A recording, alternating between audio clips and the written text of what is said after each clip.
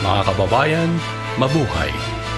Ito si Pastor Conrad Tolosa, sumasa inyo mula sa Institute of Christian Thought. Ang ating mga pinaniniwalaan ang magdidikta kung ano ang ating mga pahahalagahan. Ang mga bagay na ating pahahalagahan ay ang mga iniisip nating mabuti at tama. Kung naniniwala tayo na ang kayamanan ang tanging makapagdudulot ng kaligayahan, pipilitin nating kumita ng maraming pera kahit na sa masamang paraan. Ang tanong ay ito, ano nga ba ang mabuti? Sa simula, sinabi ng Diyos, magkaroon ng liwanag, at nagkaroon nga ng liwanag. Nakita ng Diyos na mabuti ang liwanag. Pagkatapos, ginawa ng Diyos ang kalangitan, karagatan, at mga lupain. Sa lupa ay naglagay ang Diyos ng damo, mga bulaklak, at mga puno. Nilikha niya ang araw, buwan, at mga bituin upang mabukod ang araw sa gabi.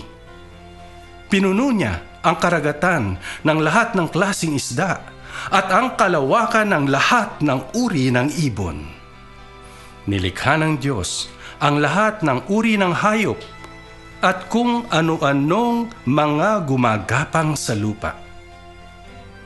At nilikha niya ang tao.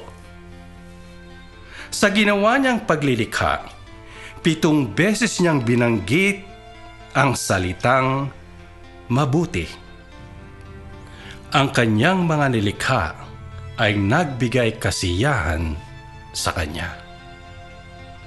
Ang mabuti ay yaong nagbibigay kasiyahan sa Diyos. Ang masama ay ang nag-uudyok ng kanyang galit at parusa. Naunawaan ni Eva at Adan kung ano ang mabuti't masama nang sila ay sumuway sa kautusan ng Diyos. Ang kanilang ginawa ay hindi naging kasiya-siya sa Diyos, kundi ito ay nag-udyok ng kanyang galit at parusa. Para makaupo sa bus, lumalakad ako mula sa Mendiola hanggang Quiapo. Sa aking paglalakad, marami akong napapansing nagpapalimos.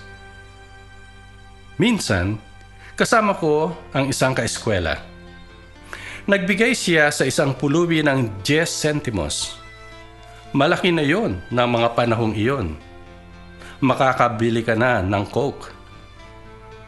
Tanong ko sa kanya, bakit ka nagbigay? Ang sagot niya, para makapasok ako sa langit. Mas marami kang nagawang mabuti dito sa mundo, mas malaki ang iyong tsansang makapasok. Ang hirit pa niya. Sa Genesis chapter 4, matutunghayan natin ang kwento ng magkapatid na Cain at Abel. Minsan, pareho silang nagbigay ng handog sa Diyos. Si Cain ay magsasaka, si Abel naman ay isang pastol.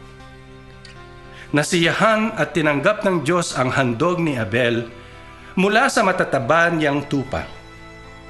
Subalit, tinanggihan ng Diyos ang handog ni Cain mula sa kanyang ani. Sa Hebreo 11:4, malalaman natin ang kaibahan ng dalawang handog. Ang handog ni Abel ay nagmula sa pusong may pananalig sa Diyos. Si Cain ay walang tiwala sa salita ng Panginoon. Ang Diyos ay nakatingin sa puso ng naghahandog. Ang paggawa ng para sa sariling kapakinabangan ay hindi mabuti sa mata ng Diyos. Panahon na upang harapin ng mga Pilipino ang kani-kanilang personal na responsibilidad. Ang 3 artikulo ng Biblical Christian Worldview ay ito. Ang mabuti ay yaong nagbibigay kasiyahan sa Diyos.